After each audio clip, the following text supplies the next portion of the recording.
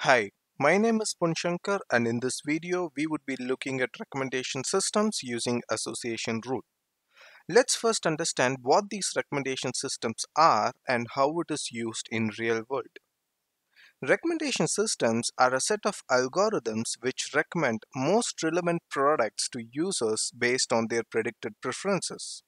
Now, how does it do it? Recommendation systems makes use of behavioral data such as historical purchases, ratings, reviews, etc. to predict products that have high chances of being purchased. Most of us would have interacted with the recommendation system knowingly or unknowingly. Amazon's shopping application uses recommendation systems. Amazon's customers who buy this item also bought feature which we see during checkout is driven by recommendation system. Most of us look up to Netflix to suggest a movie or series that we would be interested.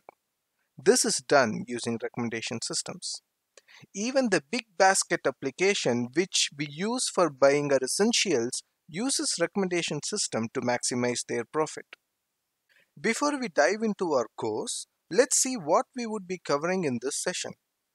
We would be covering this topic in two parts. In the first part, we would be looking into the concepts, and in the next part, we would be developing a practical recommendation system using Python programming language. In this part, we will first look into the different types of algorithms that are widely used for building recommendation systems. We will then look into a particular type of algorithm called association rules, which would be the focus of this session. Then, we would be looking at some of the key metrics that is required to generate association rules. Next, we will be looking at a real-time example of how association rules can be generated using Python.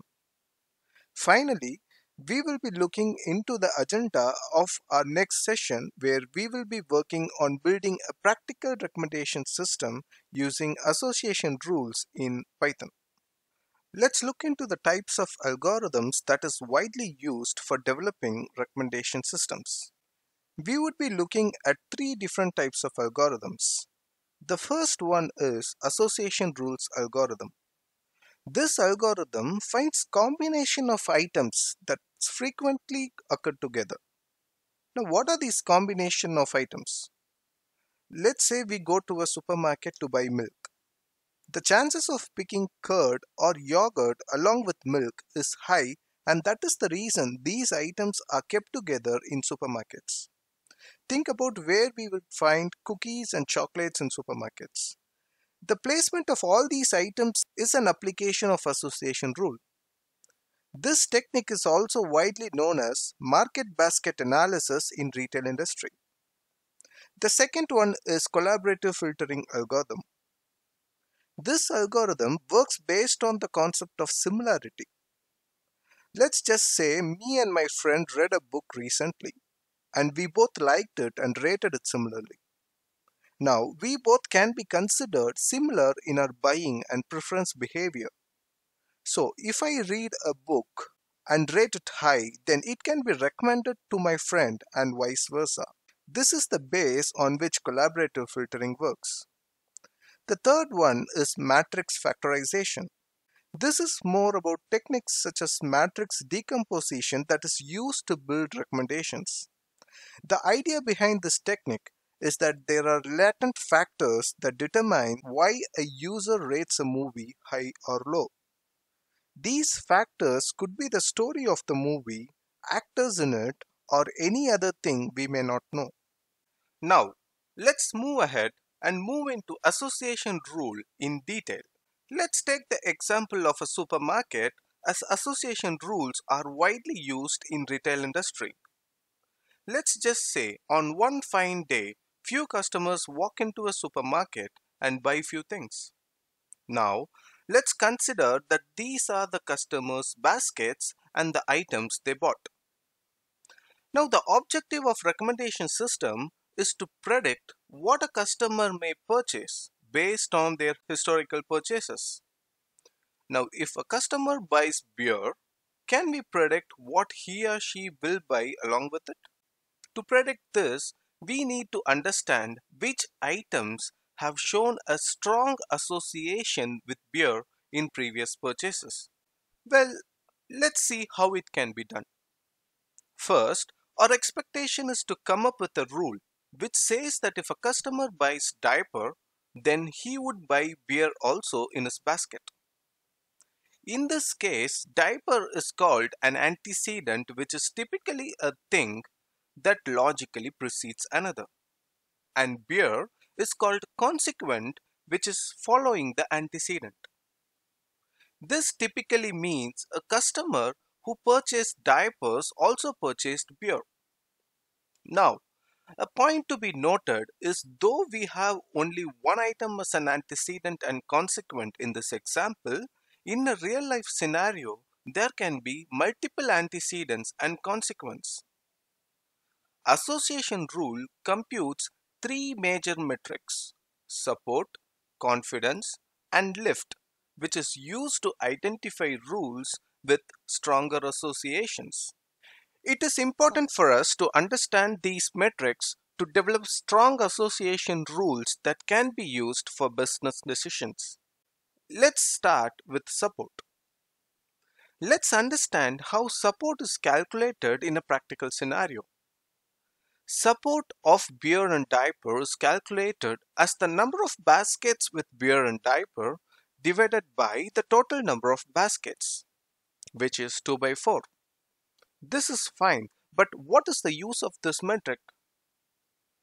Let's think about it. What we are seeing here is an example with limited number of items. But in a real life scenario, the combination of items could be exponentially high. In today's world, retailers sell millions of items, which means huge number of combinations and huge computational power. A solution to this problem is to eliminate items that possibly cannot occur together frequently. One such algorithm that helps in this is a priori algorithm. And these metrics are used to reduce the number of possible combinations. Say we set support is equal to 0.01. Then an association would be considered if and only if items have minimum support of 0.01. We would be able to understand this more clearly in our practical session. Next, confidence measures the proportion between number of baskets that contains beer and diaper and number of baskets that contains beer. This gives the probability of a person buying product B if he has already purchased product A. Lift is another important measure which is calculated by using this formula. It can be interpreted as the degree of association between two items. If lift value is 1, that means there is no association between two items. If lift value is less than 1, then the products are substitutions, which basically means buying the first item would reduce the chances of buying the second one. A very good example of this is coffee and tea. If someone buys coffee in their basket, the chances of the same person buying tea is very less. If the value is greater than 1, then it indicates that buying product A increases the chances of buying product B. Let's quickly see how association rules are generated practically. We will look at an overview of how input data would look like and then what operations are usually done through programming languages to clean and make the data ready for computation. And finally, we will see how the output data would look like. This is a flat file that has details about purchases that is made in a supermarket. We can see the items purchased in each basket is present in each line of the text file. This is a raw data and we need to clean and transform this data to make it ready for our analysis. We would be using Python programming language to clean and shape the data as required. Typically, the input data set would be extracted and then the transactions are encoded in such a way that it can be fed into the algorithm. After which, association rules would be generated using a priori algorithm, and finally, the top rules with the strongest association would be used for developing business rules. Once these steps are done, this is how the output data would look like. We can see the antecedents and consequence with our key metrics. Looking at this table, we can infer that the probability that a customer buys whole milk, given he or she has bought other vegetables and yogurt, is 0.51. Now, these rules could be used to develop strategies like keeping the items together, bundling a combo offer, etc.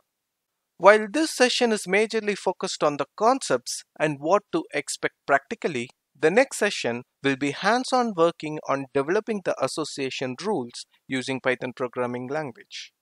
I would like to quickly walk you through what would be covered in the next session to give a heads up on what to expect. I will walk you through the basics of Python briefly and how it is used in data science. Then, I will give an introduction to the Spyder IDE in Anaconda, which we would be using for our Python programming. Next, we would be performing data extraction and manipulation activities. After which, we would generate association rules using a priori algorithm. Finally, we will discuss the advantages and challenges of association rule in real world. Thank you very much for your time and attention. Stay connected by subscribing my channel to dive into more details and learn more together. Please give a thumbs up and share if you have liked this video. Also, please comment below for any questions in this video and I will do my best to help you guys out.